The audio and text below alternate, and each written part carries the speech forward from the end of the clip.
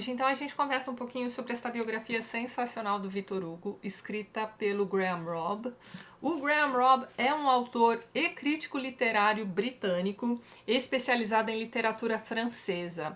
Ele também já é bastante premiado, principalmente assim, premiações locais, por sua obra, que tem mais assim aquela questão histórica. Então ele, além de tudo, é também um historiador, e ele também tem diversas biografias de grandes figuras francesas, como é o caso dessa biografia aqui do Victor Hugo. Ele tem também uma biografia muito conhecida sobre Rimbaud, só para vocês terem uma ideia. Este livro aqui foi publicado então em 1997, essa edição que eu tenho em mãos é a edição americana, e nós temos um blurb aqui em cima que vai nos contar que este aqui foi escolhido como um dos melhores livros do ano pelos editores do The New York Times em 1998. Então nós temos aqui uma biografia do Victor Hugo escrita há mais de 20 anos, certo? E uma coisa muito bacana que o autor fez aqui no prefácio desse livro foi estabelecer, então logo no início, na abertura do livro, que esta aqui não é uma biografia que se propõe a ser uma biografia definitiva. E nesse mesmo texto ele vai levantar essa questão bastante interessante a respeito da biografia definitiva. Será que é realmente possível escrever uma biografia definitiva, seja lá de quem for? Mesmo porque, né, o máximo que a gente pode encontrar por aí são outras biografias já escritas previamente, né? No caso do Victor Hugo, o negócio é infinito. Ele vai comentar aqui que praticamente todo ano sai uma biografia do Victor Hugo. Se não impressa, assim, pelo menos na internet, em algum site. Nós temos também a questão de que as biografias consideradas as melhores, né, sobre Victor Hugo, vinham em diversos volumes, só para vocês terem uma ideia. O homem escrevia cartas pra caramba. Além da obra dele, ele escrevia também diversos artigos em jornais e tudo mais. Então ele era aquela figura, né, conhecida por ser não apenas um grande escritor, mas também um grande político de sua época.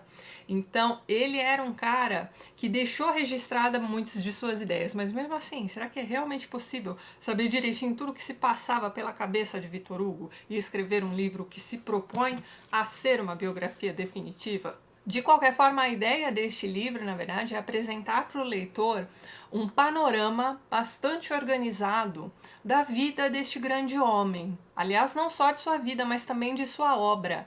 Principalmente para o leitor brasileiro, que só conhece, né, por conta das edições por aqui, a obra, né, em prosa dele, né? Então nós conhecemos bastante os romances que foram traduzidos, mas, por exemplo, lá na França ele é muito mais conhecido como um grande poeta do que como um grande romancista, apesar dele ter escrito ali obras que vão ficar para os séculos vindouros, né? Como, por exemplo, sei lá, Os Miseráveis, O Corcunda de Notre Dame, por aí vai. Mas eu particularmente desconheço edições aqui no Brasil de poesia do Victor Hugo. Se vocês conhecerem, deixa para mim nos comentários, por favor. Então é isso, a proposta aqui é fornecer ao leitor curioso um belo de um panorama da vida e da obra deste grande homem, certo? Outra coisa interessante que ele diz nesse prefácio é que a grande motivação que ele teve para escrever este livro foi a desculpa que ele arranjou, né, a escritura deste livro, para passar 4 anos debruçado sobre a obra do Victor Hugo. Então o leitor percebe logo de cara que este é um autor bastante honesto, ele está lançando mão das outras biografias conhecidas, inclusive aqui atrás ele vai colocar, né, a bibliografia, são inúmeras biografias do Victor Hugo que ele consultou para escrever aqui o seu livrinho, além das cartas e todos aqueles documentos que eu já comentei com vocês. E é exatamente por não se levar tão a sério que ele se permite ser até bastante bem-humorado aqui durante a composição desse livro. Teve um trechinho que eu até coloquei lá no Instagram, se vocês não me seguem por lá, me sigam, vou deixar a arroba lá embaixo na descrição desse vídeo. Mas então, teve aqui um momento em que ele foi comentar sobre os alter egos que o Victor Hugo criava, né? E aí o autor vai chamar os alter egos dele de alter Hugos.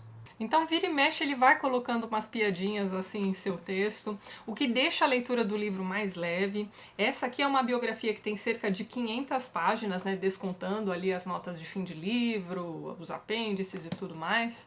Então, comparado às biografias anteriores que tinham 2, 3, 4, 5 tomos, né, essa aqui é uma biografia bem rapidinha. E ele organizou esse livro de um jeito muito bacana, né? Os capítulos, que vão dar conta ali de períodos de 5 a 10 anos na vida do Victor Hugo, tem cerca de 30 páginas, então se você organizar direitinho dá para ler um capítulo por dia, né? Não é uma leitura que pese. Inclusive, eu esqueci de comentar com vocês, né? Esse livro aqui foi um presente, né? Eu ganhei este livro de um seguidor.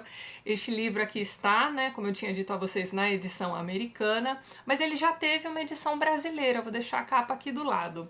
Infelizmente, os livros que saem pela Record saem com uma tiragem pequena, né? Enfim, esses livros somem, a gente nunca mais vê por aí e é difícil, né, eles fazerem uma nova tiragem desses livros. Enfim, a biografia do Graham Robb você encontra em sebos, com muita sorte. Então guarde aí na memória a capinha desse livro, quando você estiver passando por algum sebo, não deixe de procurá-la, certo? De qualquer forma, esta aqui então é uma biografia leve, sem ser superficial. Então aqui, como eu ia dizendo, nós temos um belo de um panorama sobre a vida deste homem que é considerado o homem do século. E ele é considerado o homem do século, né, na França, porque ele nasceu no comecinho do século XIX, ele nasceu em 1802 e ele morreu no finalzinho deste mesmo século, 1885. Então ele viveu, presenciou, atuou politicamente e também com sua literatura ao longo de todo este período, né, praticamente o século inteiro. Então ele fez registros do seu século. Só lembrando que eu também considero, aliás, todos nós consideramos, né, literatura como um registro de sua época. E além dos romances, da poesia, ele também era um dramaturgo e ele fazia críticas mordazes, tá? À sociedade, à época em que ele vivia e tudo mais, né? Principalmente nas peças. Ele também colaborava com diversos jornais, então ele escrevia diversos artigos, principalmente no que tange ali a política. E ele viveu um período bastante conturbado, né? Se você parar para pensar que o século XIX na França não foi um século fofinho, e nós tínhamos ali também a questão de que em 1802, quando ele nasce, a Revolução Francesa ainda era super recente. E a Revolução de Fevereiro, né, a Revolução Francesa de 1848, ainda estava para acontecer. Ele presenciaria tudo aquilo, inclusive como um homem da Câmara dos Comuns. E por essas e outras, né, ele é considerado o grande francês do século XIX, certo? Aqui nessa biografia, o que nós temos então, como eu ia comentando com vocês, um livro escrito por um fã. Mas veja bem, apesar do autor desta biografia ser um grande fã da obra de Victor Hugo, ele não passa a mão na cabeça de Victor Hugo em nenhum momento. Porque assim, vamos conversar um pouquinho aqui a respeito, né, de olhar uma pessoa que a gente admira com uma lupa. Então, ao ler a biografia, né, de um grande autor, de uma grande figura que você admira e tudo mais, você está fazendo o quê, né? Você está se colocando numa posição em que você vai precisar, em diversos momentos, separar o homem da obra, certo? Por que eu estou dizendo isso? Porque Victor Hugo, como outro grande homem do século XIX, também das letras, né, o Charles Dickens, não era uma flor de pessoa. Então, assim, muito pelo contrário. Por que eu estou comparando com Dickens, né? Primeiro porque era também outra figura do século XIX. Mas eu tenho um vídeo aqui no canal de 2010, 2011, um vídeo meio antiguinho, em que eu comento a biografia dele. E eu digo ali naquele vídeo que em alguns momentos eu cheguei a ficar até meio decepcionada, né? Por saber, né, diversos detalhes da vida de Charles Dickens que não condiziam com aquela figura, né, do autor que escreveu aqueles livros maravilhosos que a gente ama. Enfim, apesar de ser um grande homem de letras, o Dickens era uma figura bem esquisita com a sua própria família. E o Victor Hugo também não. Então, quando você começa a ler aqui sobre a vida familiar de Victor Hugo, né, o que ele aprontava ali com a esposa, enfim, as amantes que ele tinha. Mas não só isso, né? Porque a vida conjugal das pessoas não me interessam particularmente, né? O que as pessoas fazem dentro de suas casas realmente, né, interessa somente a elas. Mas o problema é que, sendo Victor Hugo esta figura tão exposta, isso já naquela época, quando ainda não existia internet, veja bem, tudo aquilo vinha à tona, tudo aquilo saía em notas de jornais, então todo mundo ficava sabendo tudo que acontecia lá dentro. Então, sim, este é um livro repleto de fofocas, né? Você vai ficar sabendo a respeito da vida sexual de Victor Hugo com detalhes, das suas puladas de cerca, das puladas de cerca da esposa dele, a Adele. Olha, é muita fofoca mesmo. E provavelmente aquilo que mais me incomodou aqui nessa biografia foi saber, né, foi descobrir que Victor Hugo era esse cara, né, preocupadíssimo com as questões sociais, né, ele era um grande defensor dos fracos e oprimidos, principalmente nos seus livros. É só ler, sei lá, O Último Dia de um Condenado, que foi o último livro dele resenhado aqui no canal, ou até mesmo Os Miseráveis, né, enfim. Então ele foi um autor que fez o seu nome nas letras, colocando esses temas sociais ali em seus livros. por conta ali de sua posição política e tudo mais, ele também conseguia lutar pelos fracos e oprimidos. Só que veja bem, tudo o que ele fazia era noticiado. Então, ele se certificava de que tudo aquilo que ele estava fazendo pelo bem do próximo fosse noticiado de alguma forma. Mesmo que ninguém escrevesse nenhuma notinha sobre algum ato de caridade dele, ele mesmo ia lá, escrevia e publicava. Vocês estão entendendo? Então, sinto em dizer-lhes que Vitor Hugo era um cara que fazia muito pelo próximo desde que todo mundo soubesse o que ele estava fazendo. E ele ficava muito irritado quando ele fazia alguma coisa pelo próximo e ninguém noticiava. É isso. Mas vamos à vida de Vitor Hugo, né? Cara, que vida interessante! Este homem não teve descanso em sua vida, né? Ele viveu, sei lá, mais de 80 anos e realmente só descansou em sua morte. Mas então, vamos conversar um pouquinho aqui sobre a vida do Vitor Hugo. Este livro começa, na verdade, como não poderia deixar de ser, com o autor fazendo ali um panorama bem interessante sobre as origens do Vitor Hugo. Então ele vai contar um pouquinho sobre o pai, o Major Hugo, que era um major bonapartista, e nós temos também a mãe dele, que era uma mulher mais conservadora, uma mulher mais católica, mas mesmo assim pulava cerca, torta direito, enfim. Então, a mãe ficou responsável pela educação dos filhos, mesmo porque o Major Hugo vivia ali nas campanhas napoleônicas, certo? Então, os dois meninos do casal, né, tanto o Vitor Hugo quanto o Eugênio, eram ali garotos com aspirações à literatura. E o autor chega a levantar essa hipótese de que os dois competissem, né, por conta dessa questão aí da literatura e tudo mais. Vitor Hugo tinha uma autoestima no que diz respeito ali à sua aparência física muito debilitada, porque ele era um garoto bastante feioso. Então, assim, ele era baixinho, cabeçudo, o próprio pai o chamava de Quasímodo, tá? Então Vitor Hugo cresceu sendo esse garoto desprovido de beleza, certo? Enquanto isso, o Eugênio, que já era um rapaz bem mais bonitinho e tudo mais, tinha esquizofrenia. Inclusive, o autor desse livro também levanta aqui a hipótese de que os dois competissem pela mesma garota, né? A Adele, que era ali uma vizinha deles e tudo mais. Então, a Adele foi a paixão de infância de Vitor Hugo. Ele se casa com ela e passa o resto da vida casado com a Adele, enfim. E Vitor Hugo sempre foi um gêniozinho. Então, se eu não me engano, o primeiro poema dele, premiado e publicado em jornais e tudo mais, veio quando ele tinha 14 anos de idade. Inclusive, quando ele foi receber o prêmio, as pessoas duvidaram, né, de que fosse ele mesmo, né? Mas como assim? Esse moleque escreveu essa poesia tão bonita. Enfim, essas poesias dele, que eram publicadas de uma forma ou de outra, acabaram chegando às mãos do rei, que forneceu ao Vitor Hugo uma pensão anual, por conta ali de sua poesia e tudo mais. Então, perceba que, de certa forma, Vitor Hugo cresceu como um monarquista, hein? Com a Adele, se eu não me engano, Vitor Hugo chegou a ter 3 filhos, sendo que o primeiro bem bebezinho ainda. A segunda, uma garota chamada Leopoldina, morreu num acidente trágico pra caramba de navio, né? Isso foi noticiado na época também, foi uma coisa horrorosa. E o Vitor Hugo nunca mais foi o mesmo depois de perder a filha. A filha morre já adulta, tá, gente? Mas então, foi um grande baque para ele, né? E ele, que já vinha flertando com o espiritismo, a partir da morte da filha, passa a se dedicar. Ele começou a fazer aquelas sessões espíritas dentro de casa mesmo. Ele tinha uma mesa específica só para isso. Enfim, ele era conhecido como uma grande figura espírita de sua época também. Só que olha que curioso, né? Além de se comunicar com a filha através dessa mesa, ele também se comunicava com figuras históricas, assim, sensacionais. Ele conversava com Shakespeare, com Mozart. Olha só que curioso isso.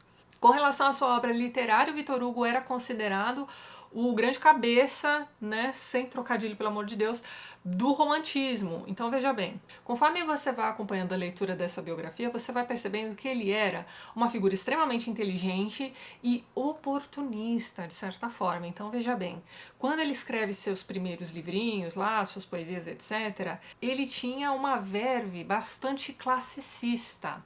Só que quando começa essa coisa, né, de você precisar incluir ali uma questão social na literatura, não sei o que lá, enfim, o que que ele faz? Ele faz isso, só que ele faz isso muito melhor do que os demais que já vinham fazendo isso há um tempinho, entendeu? Então, de certa forma, ele era aquele tipo de pessoa que pegava um limão e transformava numa limonada.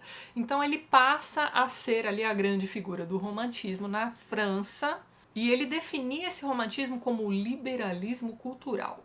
Então, outro detalhe, né, meio estranho da vida do Victor Hugo, que é o seguinte: quando o pai dele morreu, o título do pai veio para ele, né? O pai era um barão. Então, muito bem, né? De repente você tinha esse rapaz, defensor dos fracos e oprimidos e tudo mais, porém ele era um barão agora, veja só você. E o que ele faz assim que ele consegue esse título de barão? Ele contrata ali uns investigadores para traçarem a árvore genealógica de sua família. Por quê? Porque ele tem certeza de que a origem da família dele é nobre. Vai vendo isso. Então ele contrata esses caras chafurdam ali, né, toda a papelada existente ali, eles conseguem andar para trás ali 300 anos e um deles vai descobrir que na verdade ali a primeira figura da família dele, lá o primeiro Hugo de 300 anos atrás, era um camponês. Então o que ele faz? Já que ele passou tanto tempo achando que ele era um nobre, agora ele tinha comprovação de que ele não era nobre coisa nenhuma, ele descendia de um simples camponês, ele desiste disso tudo, mantendo seu título de barão. Isso é muito importante para ele, veja bem. E aí ele passa a se dedicar com mais afinco a essa questão social, porque era isso que estava dando cartaz para ele, certo? E é a partir disso que ele começa a escrever coisas sensacionais como O Último Dia de um Condenado e tudo mais. Bem, nessa época também ele descobre que a esposa estava tendo um caso com o seu melhor amigo, também um escritor romântico e etc e tudo mais, então... Mas ele não consegue ficar lá com muita raiva desse amigo, ele continua mantendo a amizade, fica um negócio bem esquisito. Enfim, nisso ele já tinha um caso com uma atriz, né, como eu disse pra vocês, ele era um dramaturgo também. Então essa atriz, que era bastante conhecida na época, inclusive uma mulher culta e tudo mais, foi considerada por ele, então, sua amante oficial. Ele tinha outras, mas essa era oficial. Inclusive, tem um momento aqui que é bastante... Gente, que coisa desconfortável. As duas mulheres chegaram a morar na mesma casa, entendeu? E depois disso, elas passaram a ser vizinhas de porta. Mas, enfim, enquanto a esposa dele teve esse caso, né, com esse melhor amigo e tudo mais, ela engravidou. E aí ela teve uma outra menina, também chamada Adele, né, Adele II. E era dito que a Adele II não se parecia nem um pouco com o Victor Hugo. Mas o Victor Hugo mesmo nunca admitiu isso nem nada do tipo. A menina era linda, maravilhosa, né? O Balzac foi apaixonado por ela e tudo mais. Mas o que acontece com essa segunda filha? A primeira morreu naquele desastre de navio, certo? E a Adele tinha esquizofrenia também, igualzinho ao tio dela, certo? Inclusive tem um filme bem antigo sobre a história dessa filha, né, da Adele, com a Isabelle Adjani. Se eu não me engano, o título do filme é A História de Adele e Hugo. Vou deixar a capinha aqui do lado. Eu não me lembro se tinha a ver com a esquizofrenia, mas eu me lembro que ela era bastante obcecada por um outro rapaz. Olha, eu preciso rever esse filme para comentar com vocês com mais detalhe, mas o filme era baseado no diário dessa moça, que também foi publicado, enfim. Então Victor Hugo não tinha lá muita sorte com os filhos. Ele teve um filho também que foi preso, e aí ele se achava essa figura tão poderosa, né, publicamente ali na França e tudo mais, que ele mesmo foi fazer a defesa desse filho. E aí ele fez uma defesa toda literária, um negócio todo bonito, né, e não deu em nada. O filho dele foi preso. Inclusive foi dito nos jornais que se ele tivesse, né, contratado um advogado, né, que o garoto teria sido solto ali naquele mesmo dia, né. Enfim. Ele era uma figura muito amada em sua época, mas ele também tinha muitas pessoas que olhavam para ele e diziam, cara, esse cara se acha. Mas então, em meados ali do século XIX, ele já era uma figura extremamente conhecida ali, não só na França, como nos países vizinhos. E ele era bastante conhecido aqui no Brasil também. Sabe quem foi leitor assíduo de Victor Hugo? O nosso imperador Dom Pedro II, que inclusive trocava cartas com Victor Hugo e inclusive um belo dia faz uma viagem para a França e conhece Victor Hugo pessoalmente. Afora isso, Victor Hugo era um dos melhores amigos ali de Alexandre Dumas, enfim, os autores de sua época, alguns deles gostavam muito de Victor Hugo e outros olhavam para ele e diziam assim, não, esse cara não é tudo isso, como era o caso do próprio Balzac. Outra coisa bem interessante a respeito dele é que ele tentou, durante anos, entrar para a Academia Francesa de Letras e ele não conseguiu. Isso só veio lá em 1840, depois realmente dele já ser essa figura extremamente conhecida, mas enfim. E aquele emprego que ele conseguiu na Câmara dos Comuns, lá na França, só veio por conta da nomeação do rei Luís Felipe. Então você vê que ele era um cara que transitava ali nos diversos lados políticos da coisa toda. Agora um detalhe interessante sobre sua grande obra, né, que é ali Os Miseráveis, né, considerado por muitos sua obra-prima, ele também considerava esse livro como sua grande obra. Ele levou décadas escrevendo este livro e quando o livro saiu foi um estrondo. Então foi um sucesso de vendas na época em que ele foi lançado e é um dos livros mais vendidos. Enfim, sai aí uma edição nova de Os Miseráveis, as pessoas compram, as pessoas têm mais de uma edição de Os Miseráveis na estante. Eu, por exemplo. E isso começou na época em que o livro foi publicado, veja bem. Então, esse livro começa a ser ali em meados da década de 1840, quando ele começa a contratar, não contente com as amantes, ele começa a contratar os serviços de prostitutas de Paris. E aí ele começa então a ouvir as histórias dessas prostitutas sobre a vida na sarjeta da França do século XIX. Nesse período da década de 40, nós temos também, como eu já tinha comentado com vocês, a Revolução Francesa de 1848, também conhecida como a Revolução de Fevereiro, né? Pois muito bem, ele passa por essa revolução como um homem da política. Então, essa revolução queria derrubar a monarquia, instalar ali a república. Quem foi eleito o presidente da França naquela época foi o sobrinho do grande Napoleão, o Napoleão III. E depois de um tempo dessa república instalada, o que esse garoto faz? Ele vai lá e se autodenomina imperador da França. Então ele deu um golpe. E Vitor Hugo meio que ajudou isso aí a acontecer, certo? Então Vitor Hugo, sendo quem é, não aguenta ficar com a boca fechada com tanta gente contra ele, ele começa a escrever contando tudo que ele sabia a respeito desse Napoleão III, certo? E logo ele é exilado. Ele vai parar naquela ilha de Guernsey. Eu achei isso curioso, porque eu li recentemente aquele livrinho da torta, sei lá, Clube da Torta de Casca de Batata de Guernsey, enfim. Tem até um filme na Netflix sobre esse livrinho. Mas então, ele vai pra Guernsey e enquanto ele está em exílio, ele escreve um romance contra esse Napoleão III, veja bem. Então, mesmo no exílio, ele continua envolvido com a política de seu país. Em 1862, finalmente sai ali Os Miseráveis, né, com aquele sucesso estrondoso que eu já tinha comentado com vocês. Esse não é o último livro publicado por ele, né, o último romance. O último romance eu nunca vi traduzido aqui no Brasil. O livro se chama 93, eu vou ter que fazer conta. 93. Esse romance 93 eu nunca vi publicado por aqui. Se eu não me engano, antes, né, entre Os Miseráveis e o 93, tem ainda O Homem que Ri. E entre um romance e outro, ele escreveu zilhares de poesias, né, que infelizmente nós não temos aqui no Brasil, mas você aí que lê em francês tem em mãos a possibilidade de ler aí uma obra praticamente infinita de Vitor Hugo, né? Os romances mesmo, praticamente todos foram publicados por aqui. Nós temos, na verdade, a novela O Último Dia de um Condenado, tem vídeo aqui no canal. Tem também o Notre Dame de Paris, né? Ou O Corcunda de Notre Dame, que também já tem vídeo aqui no canal. Tem Os Miseráveis, também tem vídeo, tá? Vou deixar todos os links lá embaixo. Aí nós temos O Homem que Ri e o 93. E esse livro sobre o Napoleão, não sei se dá para considerar como romance, simplesmente não sei, gente. Mas se chama lá o Le Petit Napoléon, que eu também nunca vi publicado por aqui. Ah, e eu esqueci dos Trabalhadores do Mar também. Numa época em que diversos livros sobre a vida marítima estavam sendo publicados, né? Dentre eles aí nós temos Moby Dick e tudo mais, Vitor Hugo não podia ficar para trás e escrever o seu também.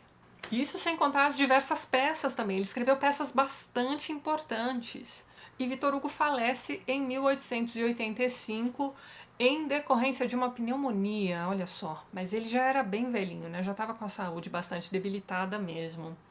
Quando ele morre, vocês não têm noção, né? Existem ali registros da época que vão dizer que para o velório de Vitor Hugo, o público que esteve ali naquele velório chegou a ser maior, o número de pessoas ali era muito maior do que o de habitantes de Paris, veja só.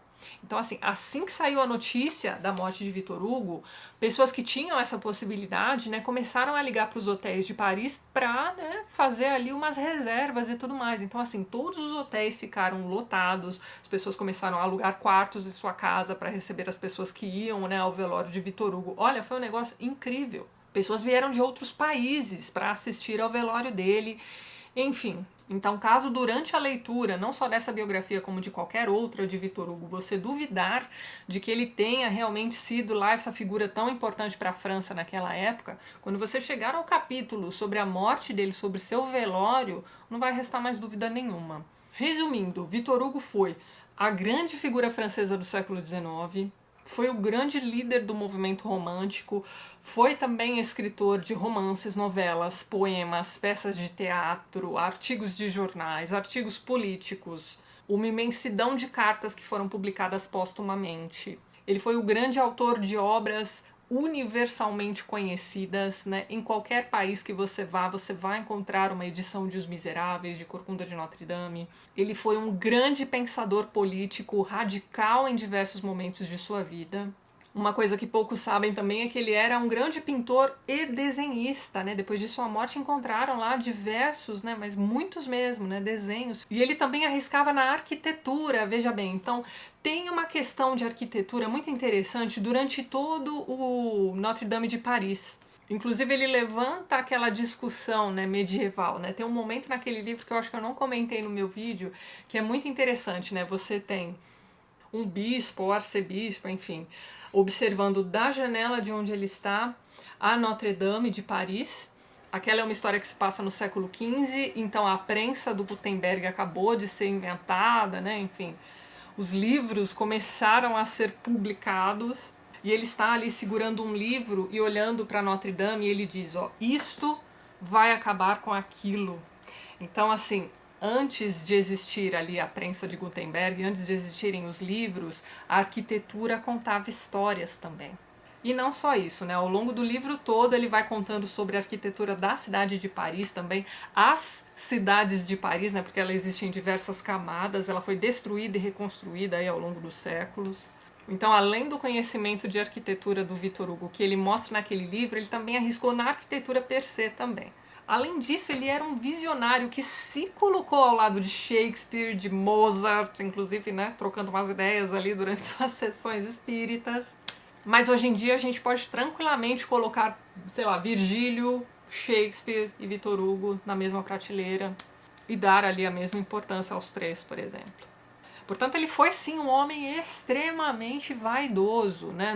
Não por conta de sua aparência física, mas ele compensou, né, o fato de que ele parecia um Quasímodo com essa questão, né, da vaidade intelectual mesmo. E ele era um cara que, além de lutar pelas causas sociais, também reconhecia a importância do individualismo.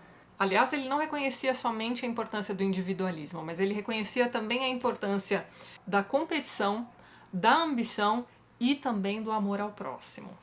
Tem uma frase muito interessante do Jean Cocteau sobre o Victor Hugo, em que ele vai dizer o seguinte: o Victor Hugo era um louco que achava que era Victor Hugo. Então, assim, ele sabia da importância da própria obra. Ele sabia que ele era um cara diferenciado, não só por ele ser um gêniozinho em sua época e por ter sido reconhecido como tal, né, em vida. Ele foi um cara reconhecido em vida e esse reconhecimento atravessou diversas gerações e vai continuar atravessando. Que figura interessante, gente. Então é isso, deixo a dica aqui dessa biografia sensacional do Victor Hugo. É uma biografia que pode parecer cansativa, né? Principalmente quando a gente começa a entrar em contato aqui com as diversas fofocas familiares e tudo mais. Mas acho que vale a pena como panorama, né? Não só da vida como da obra dele, principalmente da obra imensa dele que nós desconhecemos por, né, não ter tradução aqui no nosso país. E apesar dos pesares, eu sempre acho que vale muito a pena conhecer a história dos nossos autores preferidos. Então tá aqui a dica desse livro, vou deixar o link para onde vocês podem encontrar essa minha edição.